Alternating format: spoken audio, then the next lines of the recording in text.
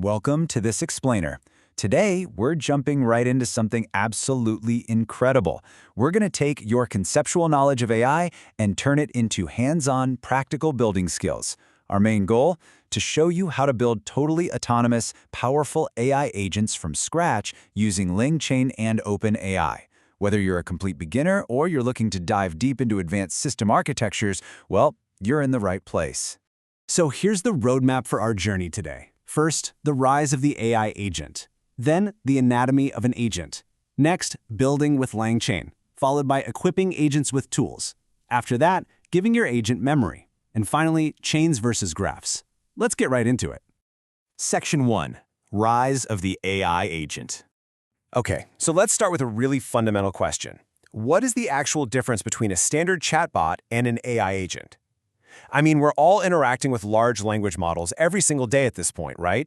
But grasping this specific distinction, that's the absolute first step if you actually want to build one.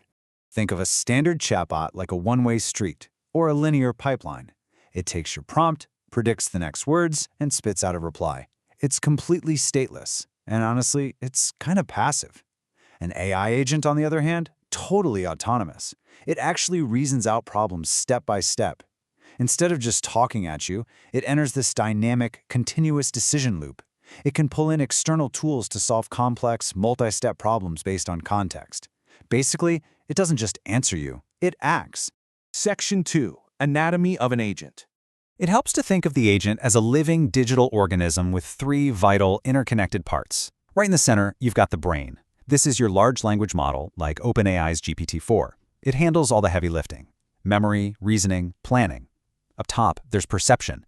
That's how the agent takes in the world around it, whether it's reading text, looking at images, or hearing audio. And down at the bottom, we have action. This is how the agent actually responds, either by talking back or by firing off external tools. So that central LLM brain, it's literally turning multimodal perception into real-world action. Section 3. Building with LangChain.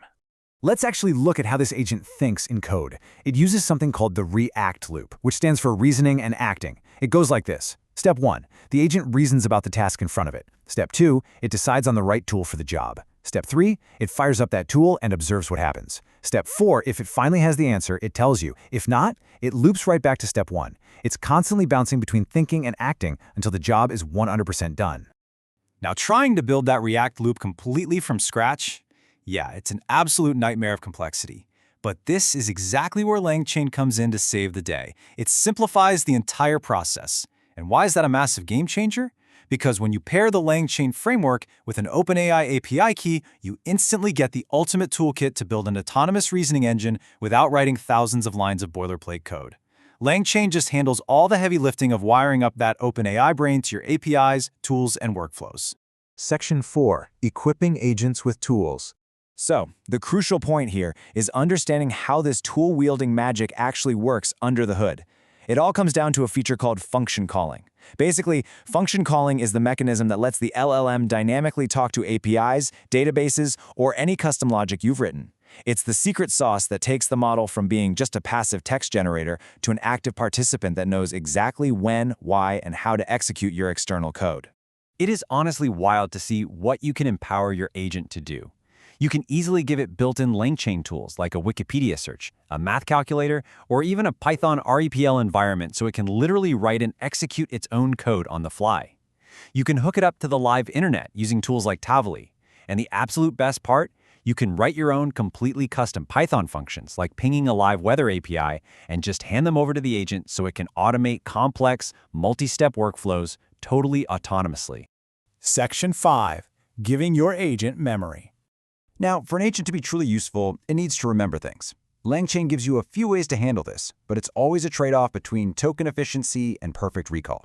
Take conversation buffer. It remembers every single word exactly as it was said. Great for short chats, but man, it eats through your token limits fast. Then there's conversation summary, which actually uses the LLM to compress the chat history into a short summary, super handy for long sessions. And finally, vector store uses embeddings for massive knowledge bases, only pulling up what's semantically relevant right in that moment. You just pick the memory style that fits exactly what you're building. Section 6. Chains versus graphs. Moving into more advanced territory, you really start to notice an evolution in how we build these things.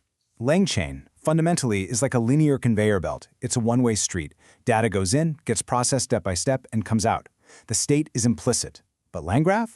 That's more like a cyclical 3D puzzle board. It brings in multi-agent loops, explicit state management, and tasks that can actually loop back on themselves based on dynamic, real-time decisions. This dynamic flexibility is exactly why major tech companies are obsessed with LangGraph for their production-grade AI. It gives you true explicit state management, meaning your agent remembers complex, long-running tasks across different sessions. It allows for cyclical looping workflows and even multi-agent collaboration, where different AI agents are literally talking to each other to solve a single problem. You can even pause the whole thing for a human-in-the-loop approval, and it completely supports real-time streaming of the agent's internal thought process. Of course, when you start building deep, complex agent workflows like this, debugging them can turn into a massive headache. That is exactly where observability tools like LangSmith come in. LangSmith lets you trace exactly what your deep agents are doing, step by step, so you can easily debug those tricky tool calls. And there's even a built-in AI assistant named Polly that acts as your personal expert agent engineer. She helps auto-engineer your system prompts directly in the playground. It's incredibly cool.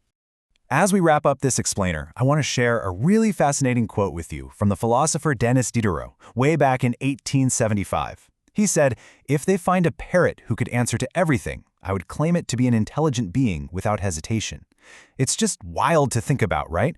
We've gone from these abstract philosophical thought experiments about talking parrots to building literal tool-wielding artificial intelligence with OpenAI and LangChain. We are actively living out that historical pursuit today. Which leads us to one final, kind of provocative question. Will your next coworker be a LangGraph agent? Honestly, given how fast we are moving from simple scripts to autonomous multi-agent systems, the answer might actually be yes. So here's my challenge to you. Take everything we talked about today. Grab an OpenAI API key, fire up LangChain, and start building your very first agent. Thank you so much for joining me for this explainer, and keep building.